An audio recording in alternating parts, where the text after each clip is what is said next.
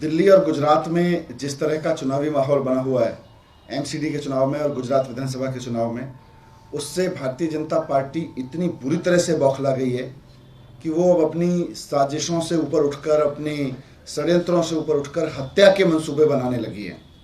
इन्होंने इस चुनाव से पहले अरविंद केजरीवाल जी को बदनाम करने की खूब कोशिश की, तरह तरह के बयान देकर, गाली गलौज करके खूब उनको मोरल डाउन करने से लेके उनको नीचे लाने की बहुत कोशिश की इन्होंने, लेकिन ये किसी भी कोशिश में कामयाब नहीं हुए। तो कल मनोज तिवारी जी ने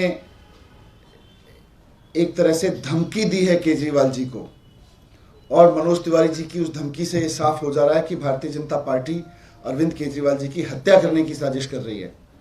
जिस तरह से कल मनोज तिवारी जी ने जिस भाषा में बात की है, वह पूरी तरह से खुली धमकी है कि षड्यंत्रों में अरविंद केजरीवाल जी को फंसाने में नाकामयाब भाजपा तरह तरह की गाली गलौज, तरह तरह के आरोपों, तरह तरह के झूठ में उनको बदनाम करने की कोशिशों में नाकाम हुई भाजपा अब हत्या की कोशिशों पर उतर आई है। जिस तरह का षड्यंत्र रचा गया है वो मनोज तिवारी जी की भाषा से साफ हो जा रहा है। मनोज तिवारी जी कहने के लिए कह रहे हैं कि कोई हमला कर सकता है, लेकिन उनको कैसे पता, उनको कैसे अंदाजा है इस बात का? इसकी पूरी जांच होनी चाहिए। आज हम इस मामले की शिकायत इलेक्शन कमीशन में भी करेंगे और एफआईआर भी कराएंगे और मांग करते हैं कि अरविंद केजरीवाल जी को हत्या की धमकी देने के आरोप में मनोज तिवारी जी को गिरफ्तार किया जाए और उनसे पूरी पड़ताल की जाए कि उनको इस षड्यंत्र के बारे में क्या क्या पता है, कौन कौन लोग इस षड्यंत्र में शामिल हैं, उनके फ़ोन से लेके उनके मूवमेंट, उनके आसपास के कितने लोग इसमें शामिल हैं, इसकी पूरी जांच की जाए। क्योंकि ये मामला सीरियस है। भारतीय जनता पार्टी का एक नेता अरविंद केजरीवाल जी की हत्या की धमकी दे रहा है, वो पहले से बता रहा है कि ऐसा होने जा रहा है। इसकी पूरी जांच होनी चाहिए। आज अरविंद केजरीवाल देश में एक बहुत लोकप्रिय नेता हैं, वो एक काम करने वाले मुख्यमंत्री के रूप में जाने जाते हैं। लोग उनको इस रूप में देखते हैं कि ये व्यक्ति जो कहता है वो करके दिखाता है। इसकी राजनीति में चोरी चकारी की गुंजाइश नहीं है, धोखा देने की गुंजाइश नहीं है।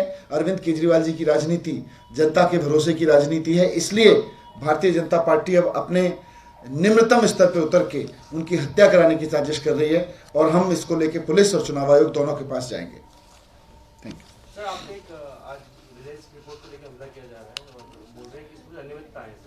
ये सारी भारतीय जनता पार्टी के हेडक्वार्टर में इनकी एफआईआर वहीं लिखी जाती है, इनकी चार्जशीट वहीं लिखी जाती है, इनकी विजिलेंस रिपोर्ट वहीं लिखी जाती है, तभी तो ऐसा होता है। वरना स्कूल में तथाकथित कोई घोटाला हुआ, उसकी कोई विजिलेंस रिपोर्ट है, वो अभी अखबार में मैं पढ़ रहा था कि वो चीफ सेक्रेटरी के पास गई है और वो मीडिया के पास है। वो मिनिस्टर को नहीं बताई गई, वो सीवीओ को नहीं दी गई, जो देश के विजिलेंस डिपार्टमेंट है उनको नहीं दी गई, वो मीडिया को दी गई है।